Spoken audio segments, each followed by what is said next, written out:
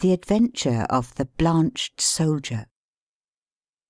The ideas of my friend Watson, though limited, are exceedingly pertinacious.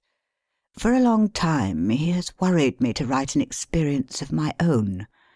Perhaps I have rather invited this persecution, since I have often had occasion to point out to him how superficial are his own accounts, and to accuse him of pandering to popular taste, instead of confining himself rigidly to facts and figures.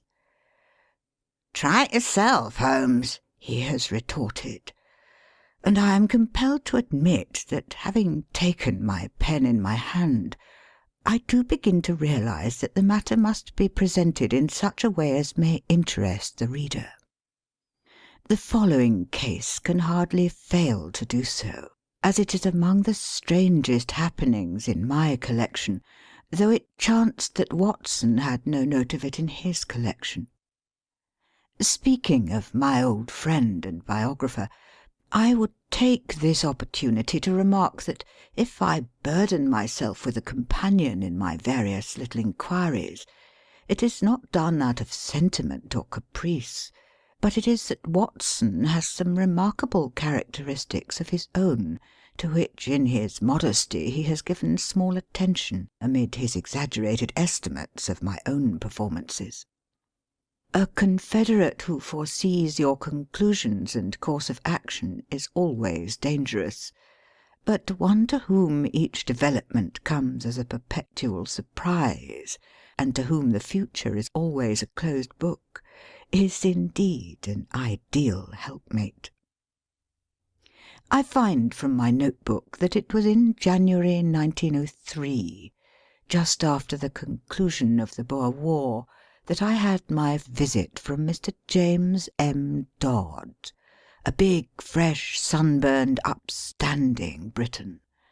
The good Watson had at that time deserted me for a wife, the only selfish action which I can recall in our association.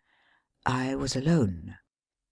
It is my habit to sit with my back to the window and to place my visitors in the opposite chair, where the light falls full upon them. Mr. James M. Dodd seemed somewhat at a loss how to begin the interview. I did not attempt to help him, for his silence gave me more time for observation.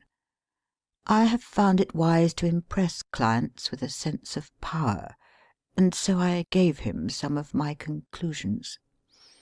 "From South Africa, sir, I perceive." "Yes, sir," he answered with some surprise. "Imperial Yeomanry, I fancy." "Exactly." "Middlesex Corps, no doubt." "That is so. Mr. Holmes, you are a wizard." I smiled at his bewildered expression. When a gentleman of virile appearance enters my room with such tan upon his face as an English sun could never give, and with his handkerchief in his sleeve instead of in his pocket, it is not difficult to place him. You wear a short beard, which shows that you are not a regular. You have the cut of a riding man. As to Middlesex, your card has already shown me that you are a stockbroker from Throgmorton Street. What other regiment would you join?" "You see everything." "I see no more than you, but I have trained myself to notice what I see. However, Mr. Dodd, it was not to discuss the science of observation that you called upon me this morning. What has been happening at Tuxbury Old Park?" "Mr. Holmes!" "My dear sir, there is no mystery. Your letter came with that heading, and as you fixed this appointment in very pressing terms, it was clear that something sudden and important had occurred." "Yes, indeed. But the letter was written in the afternoon, and a good deal has happened since then. If Colonel Emsworth had not kicked me out—" "Kicked you out?" "Well, that was what it amounted to. He is a hard nail, is Colonel Emsworth. The greatest martinet in the army in his day, and it was a day of rough language, too. I couldn't have stuck the colonel if it had not been for Godfrey's sake. I lit my pipe and leaned back in my chair.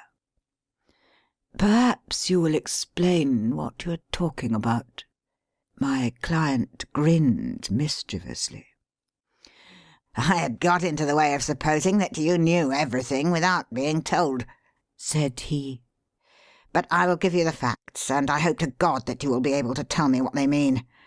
I've been awake all night puzzling my brain, and the more I think, the more incredible does it become. When I joined up in January 1901, just 2 years ago, young Godfrey Emsworth had joined the same squadron. He was Colonel Emsworth's only son, Emsworth the Crimean V.C., and he had the fighting blood in him, so it is no wonder he volunteered. There was not a finer lad in the regiment.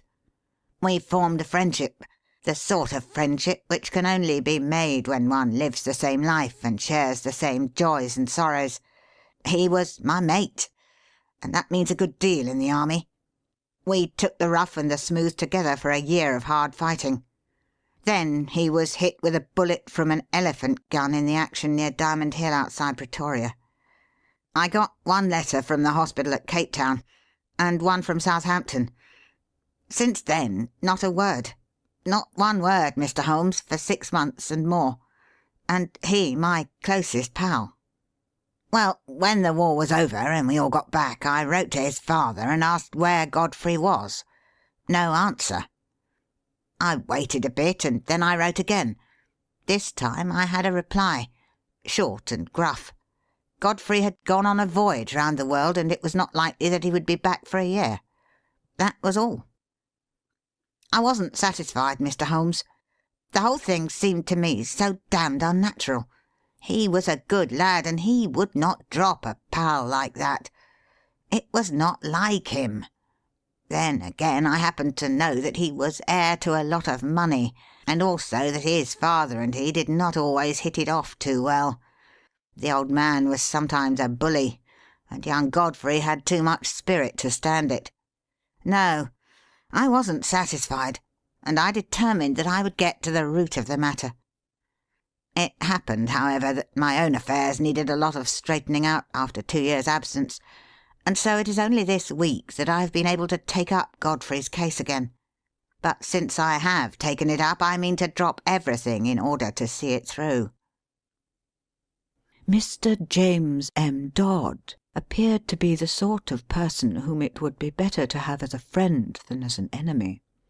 His blue eyes were stern, and his square jaw had set hard as he spoke. "Well, what have you done?" I asked. "My first move was to get down to his home, Tuxbury Old Park, near Bedford, and to see for myself how the ground lay. I wrote to the mother, therefore. I had had quite enough of the curmudgeon of a father, and I made a clean frontal attack. Godfrey was my chum. I had a great deal of interest which I might tell her of our common experiences. I should be in the neighbourhood. Would there be any objection, etc. In reply, I had quite an amiable answer from her, and an offer to put me up for the night. That was what took me down on Monday. Tuxbury Old Hall is inaccessible, 5 miles from anywhere. There was no trap at the station, so I had to walk, carrying my suitcase, and it was nearly dark before I arrived. It is a great wandering house, standing in a considerable park. I should judge it was of all sorts of ages and styles, starting on a half-timbered Elizabethan foundation and ending in a Victorian portico. Inside it was all panelling and tapestry and half-effaced old pictures, a house of shadows and mystery. There was a butler, old Ralph, who seemed about the same age as the house, and there was his wife, who might have been older. She had been Godfrey's nurse, and I had heard him speak of her as second only to his mother in his affections, so I was drawn to her in spite of her queer appearance. The mother I liked also, a gentle little white mouse of a woman. It was only the Colonel himself whom I barred. We had a bit of a barney right away, and I should have walked back to the station if I had not felt that it might be playing his game for me to do so. I was shown straight into his study, and there I found him, a huge bow-backed man with a smoky skin and a straggling grey beard, seated behind his littered desk. A red-veined nose jutted out like a vulture's beak, and two fierce grey eyes glared at me from under tufted brows. I could understand now why Godfrey seldom spoke of his father. "Well, sir," said he in a rasping voice, "I should be interested to know the real reasons for this visit." I answered that I had explained them in my letter to his wife. "Yes, yes, you said that you had known Godfrey in Africa. We have, of course, only your word for that." "I have his letters to me in my pocket." "Kindly let me see them." He glanced at the two which I handed him, and then he tossed them back. "Well, what then?" he asked. "I was fond of your son Godfrey, sir. Many ties and memories united us. Is it not natural that I should wonder at his sudden silence and should wish to know what has become of him?" "I have some recollection, sir, that I had already corresponded with you and had told you what had become of him. He has gone upon a voyage round the world. His health was in a poor way after his African experiences, and both his mother and I were of opinion that complete rest and change were needed.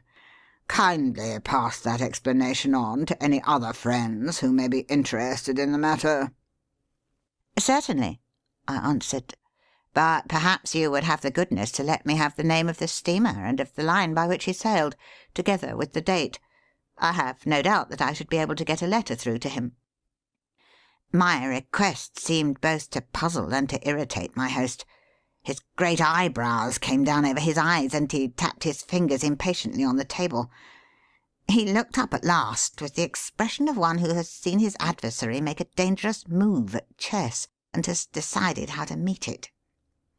"Many people, Mr. Dodd," said he, "would take offence at your infernal pertinacity, and would think that this insistence had reached the point of damned impertinence." "You must put it down, sir, to my real love for your son." "Exactly. I have already made every allowance upon that score. I must ask you, however, to drop these inquiries. Every family has its own inner knowledge and its own motives, which cannot always be made clear to outsiders, however well-intentioned. My wife is anxious to hear something of Godfrey's past, which you are in a position to tell her, but I would ask you to let the present and the future alone. Such inquiries serve no useful purpose, sir, and place us in a delicate and difficult position." So I came to a dead end, Mr. Holmes. There was no getting past it. I could only pretend to accept the situation and register a vow inwardly that I would never rest until my friend's fate had been cleared up. It was a dull evening. We dined quietly, the three of us, in a gloomy, faded old room. The lady questioned me eagerly about her son, but the old man seemed morose and depressed. I was so bored by the whole proceeding that I made an excuse as soon as I decently could and retired to my bedroom. It was a large bare room on the ground floor, as gloomy as the rest of the house, but after a year of sleeping upon the veldt, Mr. Holmes, one is not too particular about one's quarters. I opened the curtains and looked out into the garden, remarking that it was a fine night with a bright half-moon. Then I sat down by the roaring fire with the lamp on a table beside me and endeavoured to distract my mind with a novel. I was interrupted, however, by Ralph, the old butler, who came in with a fresh supply of coals. "I thought you might run short in the night time, sir. It is bitter weather and these rooms are cold." He hesitated before leaving the room, and when I looked round he was standing facing me with a wistful look upon his wrinkled face. "Beg your pardon, sir, but I could not help hearing what you said of young Master Godfrey at dinner. You know, sir, that my wife nursed him, and so I may say I am his foster father. It's natural we should take an interest. And you say he carried himself well, sir?" "There was no braver man in the regiment. He pulled me out once from under the rifles of the Boers, or maybe I should not be here." The old butler rubbed his skinny hands. "Yes, sir, yes. That is Master Godfrey all over. He was always courageous. There's not a tree in the park, sir, that he has not climbed. Nothing would stop him. He was a fine boy. And oh, sir, he was a fine man." I sprang to my feet. "Look here!" I cried. "You say he was. You speak as if he were dead. What is all this mystery? What has become of Godfrey Emsworth?" I gripped the old man by the shoulder, but he shrank away. "I don't know what you mean, sir. Ask the master about Master Godfrey. He knows. It is not for me to interfere." He was leaving the room, but I held his arm. "Listen," I said. "You are going to answer one question before you leave, if I have to hold you all night. Is Godfrey dead?" He could not face my eyes. He was like a man hypnotized. The answer was dragged from his lips. It was a terrible and unexpected one. "I wish to God he was!" he cried, and tearing himself free, he dashed from the room. You will think, Mr. Holmes, that I returned to my chair in no very happy state of mind. The old man's words seemed to me to bear only one interpretation. Clearly, my poor friend had become involved in some criminal, or at the least disreputable transaction, which touched the family honour. The stern old man had sent his son away and hidden him from the world, lest some scandal should come to light. Godfrey was a reckless fellow. He was easily influenced by those around him. No doubt he had fallen into bad hands and been misled to his ruin. It was a piteous business, if it was indeed so. But even now it was my duty to hunt him out and see if I could aid him. I was anxiously pondering the matter when I looked up, and there was Godfrey Emsworth standing before me. My client had paused as one in deep emotion. "Pray continue," I said. "Your problem presents some very unusual features."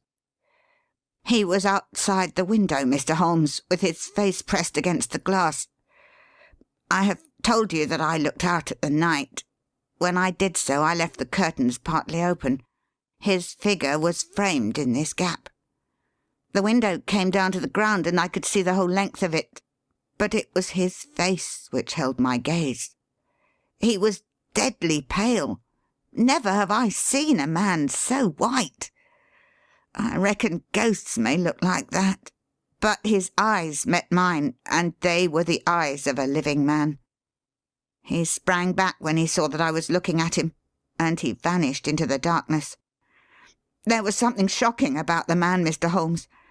It wasn't merely that ghastly face glimmering as white as cheese in the darkness. It was more subtle than that. Something slinking, something furtive, something guilty. Something very unlike the frank, manly lad that I had known. It left a feeling of horror in my mind. But when a man has been soldiering for a year or two with Brother Boer as a playmate, he keeps his nerve and acts quickly. Godfrey had hardly vanished before I was at the window. There was an awkward catch, and I was some little time before I could throw it up. Then I nipped through and ran down the garden path in the direction that I thought he might have taken. It was a long path, and the light was not very good, but it seemed to me something was moving ahead of me. I ran on and called his name, but it was no use. When I got to the end of the path, there were several others branching in different directions to various outhouses. I stood hesitating, and as I did so I heard distinctly the sound of a closing door. It was not behind me in the house, but ahead of me, somewhere in the darkness. That was enough, Mr. Holmes, to assure me that what I had seen was not a vision.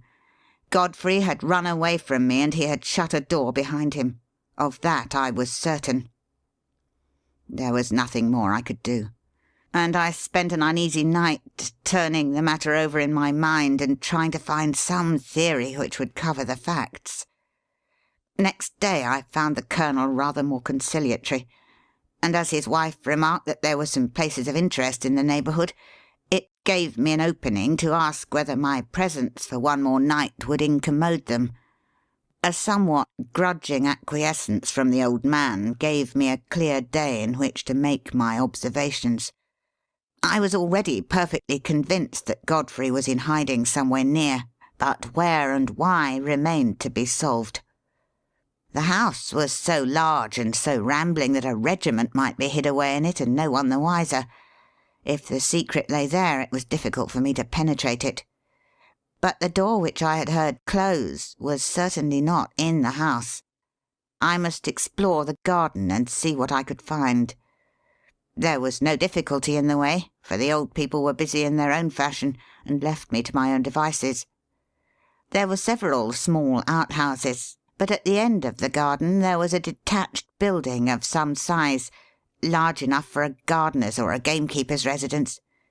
Could this be the place whence the sound of that shutting door had come? I approached it in a careless fashion, as though I were strolling aimlessly round the grounds. As I did so, a small, brisk, bearded man in a black coat and bowler hat, not at all the gardener type, came out of the door. To my surprise, he locked it after him and put the key in his pocket.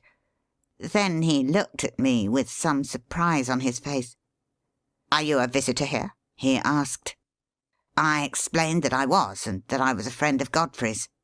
"What a pity that he should be away on his travels, for he would have so liked to see me," I continued. "Quite so. Exactly," said he, with a rather guilty air. "No doubt you will renew your visit at some more propitious time." He passed on, but when I turned I observed that he was standing watching me, half concealed by the laurels at the far end of the garden. I had a good look at the little house as I passed it, but the windows were heavily curtained, and so far as one could see it was empty. I might spoil my own game and even be ordered off the premises if I were too audacious, for I was still conscious that I was being watched. Therefore I strolled back to the house and waited for night before I went on with my inquiry. When all was dark and quiet, I slipped out of my window and made my way as silently as possible to the mysterious lodge. I have said that it was heavily curtained, but now I found that the windows were shuttered as well. Some light, however, was breaking through one of them, so I concentrated my attention upon this. I was in luck, for the curtain had not been quite closed, and there was a crack in the shutter so that I could see the inside of the room. It was a cheery place enough, a bright lamp and a blazing fire. Opposite to me was seated the little man whom I had seen in the morning. He was smoking a pipe and reading a paper. "What paper?" I asked. My client seemed annoyed at the interruption of his narrative. "Can it matter?" he asked. "It is most essential." "I really took no notice." "Possibly you observed whether it was a broad-leafed paper, or of that smaller type which one associates with weeklies?" "Now that you mention it, it was not large. It might have been the Spectator. However, I had little thought to spare upon such details, for a second man was seated with his back to the window, and I could swear that this second man was Godfrey. I could not see his face, but I knew the familiar slope of his shoulders. He was leaning upon his elbow in an attitude of great melancholy, his body turned towards the fire. I was hesitating as to what I should do, when there was a sharp tap on my shoulder, and there was Colonel Emsworth beside me. "This way, sir," said he in a low voice. He walked in silence to the house, and I followed him into my own bedroom. He had picked up a timetable in the hall. "There is a train to London at 8:30, said he. "The trap will be at the door at 8. He was white with rage, and indeed I felt myself in so difficult a position that I could only stammer out a few incoherent apologies, in which I tried to excuse myself by urging my anxiety for my friend. "The matter will not bear discussion," said he abruptly. "You have made a most damnable intrusion into the privacy of our family. You were here as a guest, and you have become a spy. I have nothing more to say, sir, save that I have no wish ever to see you again." At this I lost my temper, Mr. Holmes, and I spoke with some warmth. "I have seen your son, and I am convinced that for some reason of your own you are concealing him from the world. I have no idea what your motives are in cutting him off in this fashion, but I am sure that he is no longer a free agent. I warn you, Colonel Emsworth, that until I am assured as to the safety and well-being of my friend, I shall never desist in my efforts to get to the bottom of the mystery, and I shall certainly not allow myself to be intimidated by anything which you may say or do." The old fellow looked diabolical, and I really thought he was about to attack me. I have said that he was a gaunt, fierce old giant, and though I am no weakling, I might have been hard put to it to hold my own against him. However, after a long glare of rage, he turned upon his heel and walked out of the room. For my part, I took the appointed train in the morning, with the full intention of coming straight to you and asking for your advice and assistance at the appointment for which I had already written. Such was the problem which my visitor laid before me.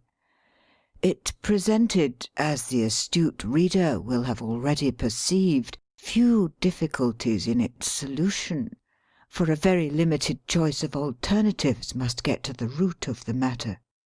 Still, elementary as it was, there were points of interest and novelty about it which may excuse my placing it upon record.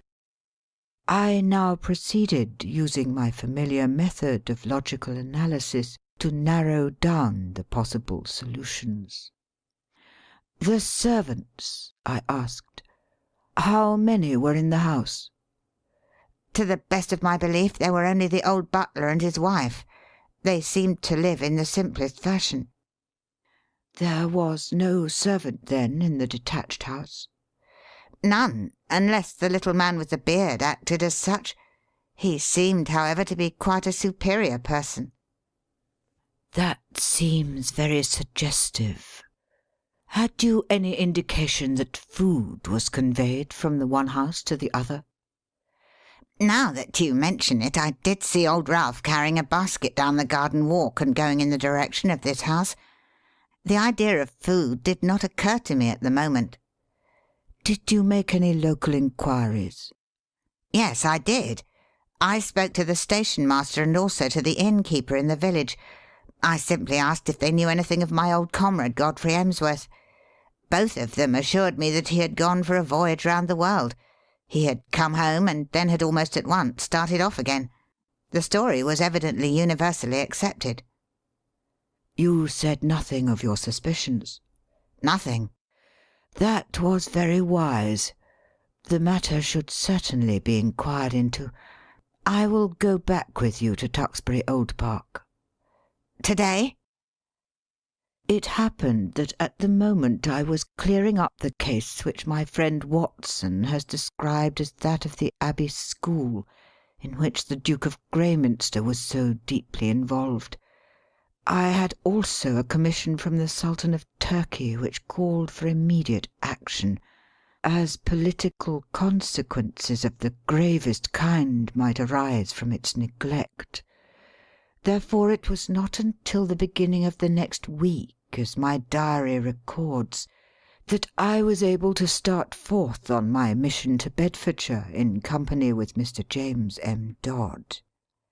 As we drove to Euston, we picked up a grave and taciturn gentleman of iron grey aspect, with whom I had made the necessary arrangements.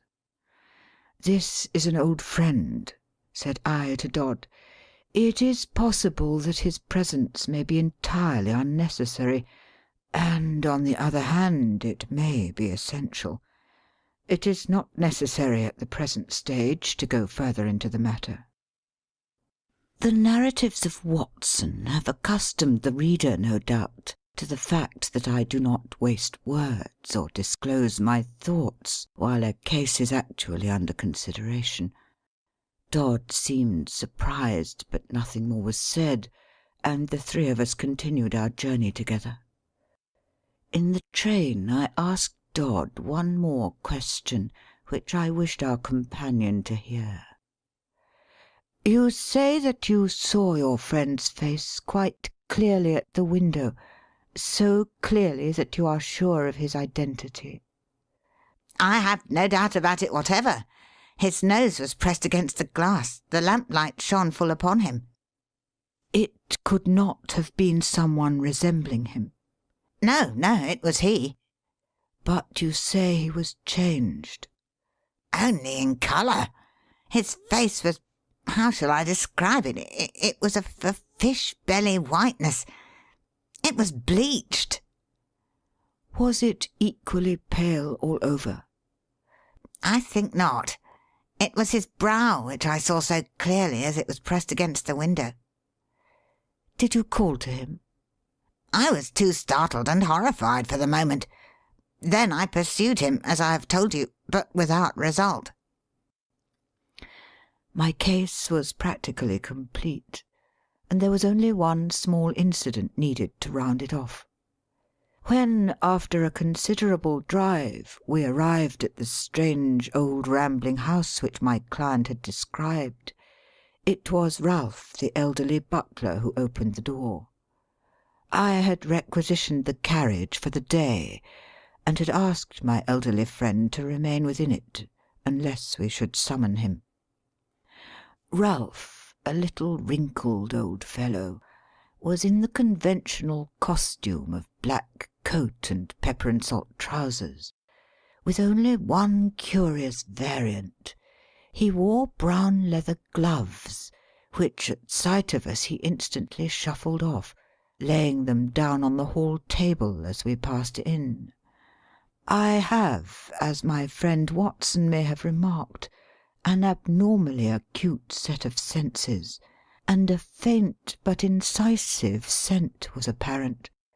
It seemed to centre on the hall table.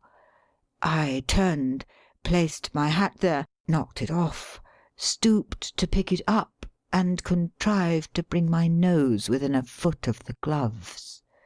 Yes, it was undoubtedly from them that the curious tarry odour was oozing. I passed on into the study with my case complete. Alas, that I should have to show my hand so when I tell my own story. It was by concealing such links in the chain that Watson was enabled to produce his meretricious finales. Colonel Emsworth was not in his room, but he came quickly enough on receipt of Ralph's message. We heard his quick, heavy step in the passage. The door was flung open, and he rushed in with bristling beard and twisted features, as terrible an old man as ever I have seen. He held our cards in his hand, and he tore them up and stamped on the fragments. Have I not told you, you infernal busybody, that you are warned off the premises? Never dare to show your damned face here again. If you enter again without my leave, I shall be within my rights if I use violence. I'll shoot you, sir. By God, I will. As to you, sir," turning upon me, "I extend the same warning to you. I am familiar with your ignoble profession, but you must take your reputed talents to some other field. There is no opening for them here." I cannot leave here, said my client firmly, until I hear from Godfrey's own lips that he is under no restraint. Our involuntary host rang the bell. "Ralph," he said, "telephone down to the county police and ask the inspector to send up 2 constables. Tell him there are burglars in the house." "One moment," said I. "You must be aware, Mr. Dodd, that Colonel Emsworth is within his rights, and that we have no legal status within his house. On the other hand, he should recognize that your action is prompted entirely by solicitude for his son. I venture to hope that if I were allowed to have 5 minutes' conversation with Colonel Emsworth, I could certainly alter his view of the matter. "I'm not so easily altered," said the old soldier. "Ralph, do what I have told you. What the devil are you waiting for? Ring up the police." Nothing of the sort, I said, putting my back to the door. Any police interference would bring about the very catastrophe which you dread.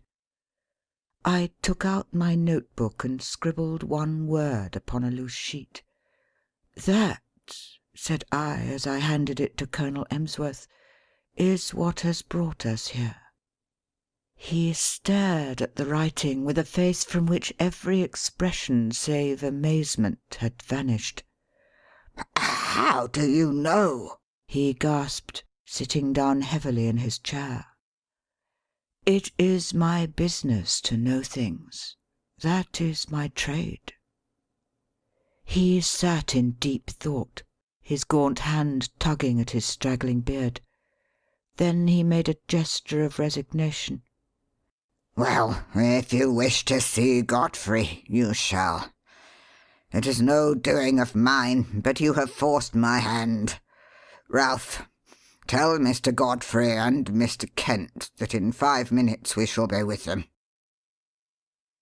At the end of that time we passed down the garden path and found ourselves in front of the mystery house at the end. A small, bearded man stood at the door with a look of considerable astonishment upon his face. "This is very sudden, Colonel Emsworth," said he. "This will disarrange all our plans." "I can't help it, Mr. Kent. Our hands have been forced. Can Mr. Godfrey see us?" "Yes, he is waiting inside." He turned and led us into a large, plainly furnished front room. A man was standing with his back to the fire, and at the sight of him my client sprang forward with outstretched hand. "Why, Godfrey, old man, this is fine." But the other waved him back. "Don't touch me, Jimmy. Keep your distance. Yes, you may well stare. I don't quite look the smart Lance Corporal Emsworth of B Squadron, do I?" His appearance was certainly extraordinary. One could see that he had indeed been a handsome man with clear-cut features, sunburned by an African sun, but mottled in patches over this darker surface were curious whitish patches which had bleached his skin. "That's why I don't court visitors," said he. "I don't mind you, Jimmy, but I could have done without your friend. I suppose there is some good reason for it, but you have me at a disadvantage." "I wanted to be sure that all was well with you, Godfrey. I saw you that night when you looked into my window, and I could not let the matter rest till I had cleared things up. Old Ralph told me you were there, and I couldn't help taking a peep at you. I hoped you would not have seen me, and I had to run to my burrow when I heard the window go up." "But what in heaven's name is the matter?" "Well, it's not a long story to tell," said he, lighting a cigarette. "You remember that morning fight at Buffelsproit outside Pretoria on the Eastern Railway line? You heard I was hit?" "Yes, I heard that, but I never got particulars." 3 of us got separated from the others. It was very broken country, you may remember. There was Simpson, the fellow we called Baldy Simpson, and Anderson and I. We were clearing Brother Boar, but he lay low and got the 3 of us. The other 2 were killed. I got an elephant bullet through my shoulder. I stuck onto my horse, however, and he galloped several miles before I fainted and rolled off the saddle.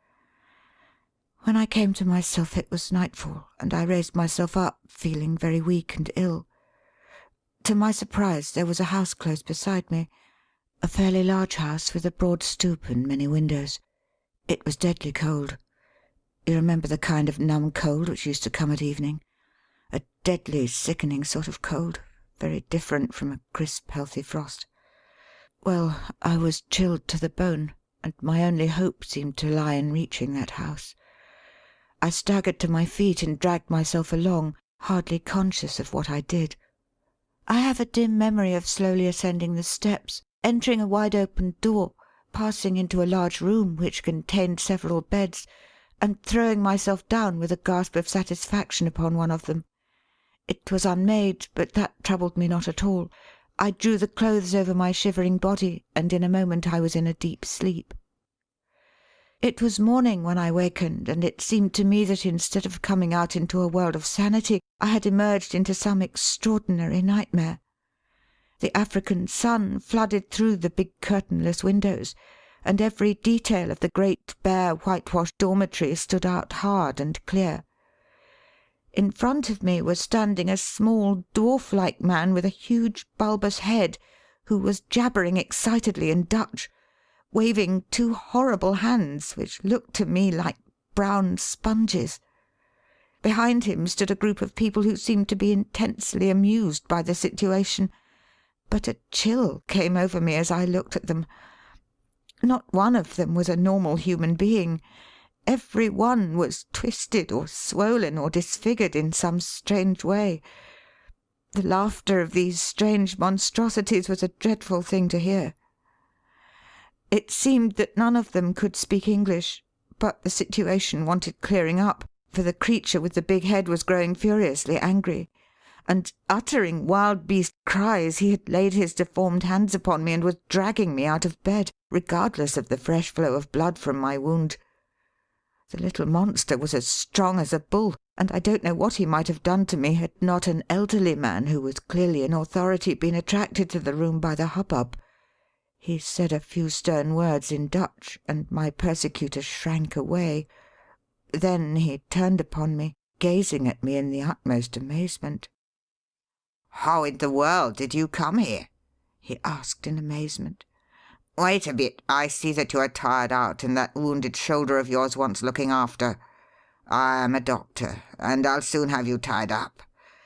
But, man alive, you are in far greater danger here than ever you were on the battlefield. You are in the leper hospital, and you have slept in a leper's bed." Need I tell you more, Jimmy? It seems that in view of the approaching battle, all these poor creatures had been evacuated the day before.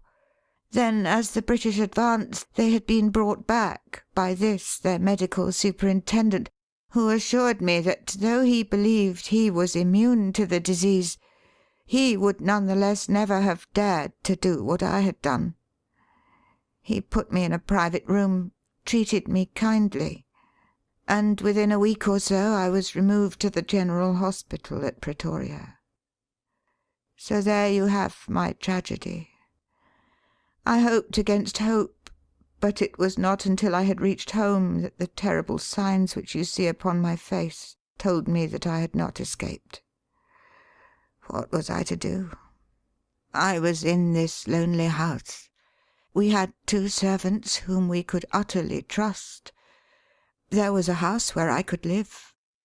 Under pledge of secrecy, Mr. Kent, who is a surgeon, was prepared to stay with me. It seemed simple enough on those lines. The alternative was a dreadful one. Segregation for life among strangers, with never a hope of release. But absolute secrecy was necessary, or even in this quiet countryside there would have been an outcry, and I should have been dragged to my horrible doom. Even you, Jimmy, even you had to be kept in the dark. Why my father has relented, I cannot imagine." Colonel Emsworth pointed to me. "This is the gentleman who forced my hand."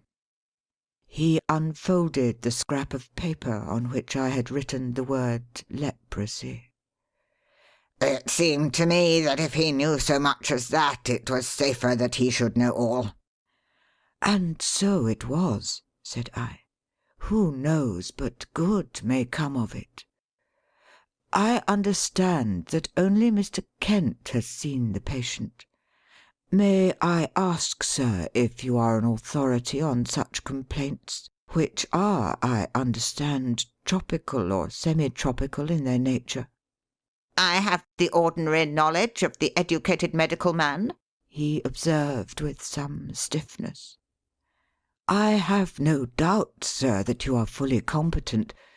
But I am sure that you will agree that in such a case a second opinion is valuable. You have avoided this, I understand, for fear that pressure should be put upon you to segregate the patient." "That is so," said Colonel Emsworth. "I foresaw this situation," I explained, "and I have brought with me a friend whose discretion may absolutely be trusted. I was able once to do him a professional service, and he is ready to advise as a friend rather than as a specialist. His name is Sir James Saunders." The prospect of an interview with Lord Roberts would not have excited greater wonder and pleasure in a raw subaltern than was now reflected upon the face of Mr. Kent. "I shall indeed be proud," he murmured. "Then I will ask Sir James to step this way. He is at present in the carriage outside the door. Meanwhile, Colonel Emsworth, we may perhaps assemble in your study, where I could give the necessary explanations. And here it is that I miss my Watson. By cunning questions and ejaculations of wonder, he could elevate my simple art, which is but systematized common sense, into a prodigy.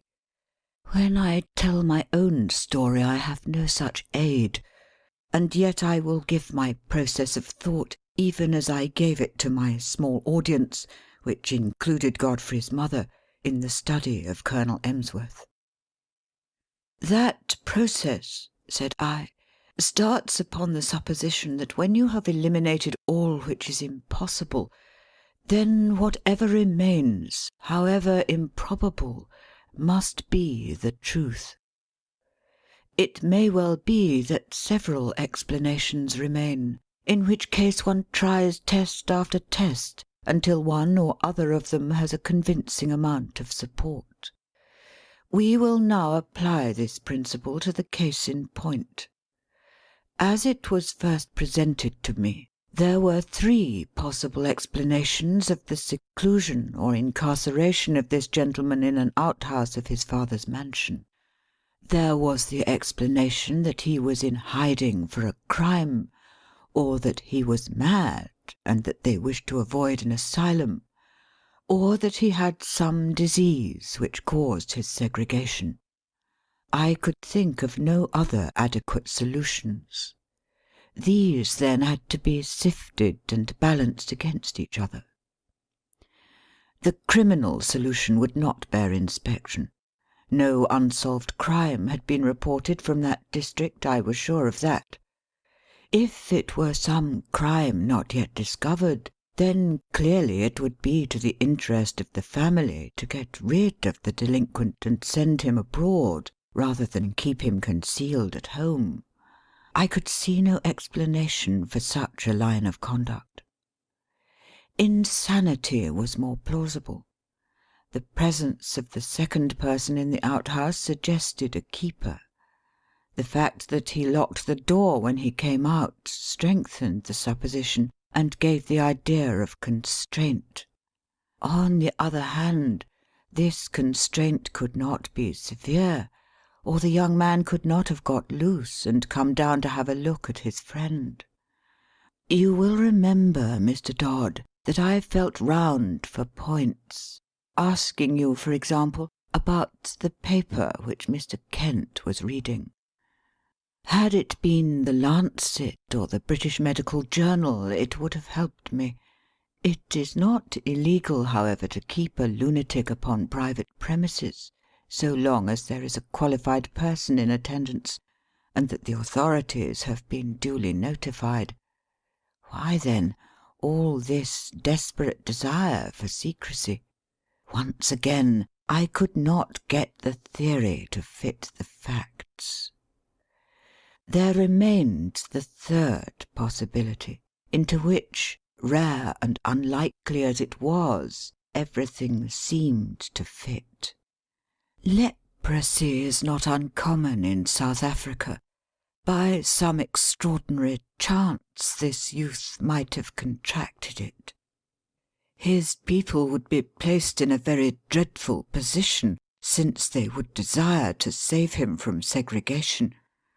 Great secrecy would be needed to prevent rumours from getting about, and subsequent interference by the authorities. A devoted medical man, if sufficiently paid, would easily be found to take charge of the sufferer. There would be no reason why the latter should not be allowed freedom after dark. Bleaching of the skin is a common result of the disease. The case was a strong one, so strong that I determined to act as if it were actually proved.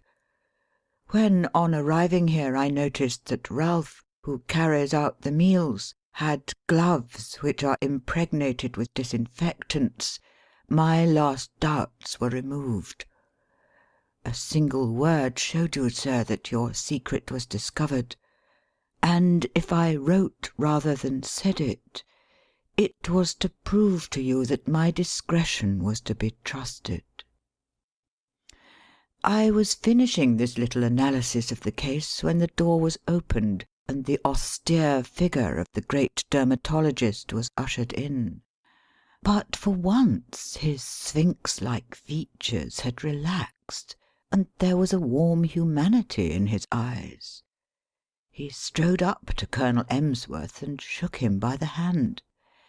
"It is often my lot to bring ill tidings, and seldom good," said he. "This occasion is the more welcome. It is not leprosy." What? "A well-marked case of pseudo-leprosy or ichthyosis, a scale-like affection of the skin, unsightly, obstinate, but possibly curable, and certainly non-infective. Yes, Mr. Holmes, the coincidence is a remarkable one. But is it coincidence? Are there not subtle forces at work of which we know little? Are we assured that the apprehension from which this young man has no doubt suffered terribly since his exposure to its contagion may not produce a physical effect which simulates that which it fears? At any rate, I pledge my professional reputation. But the lady has fainted.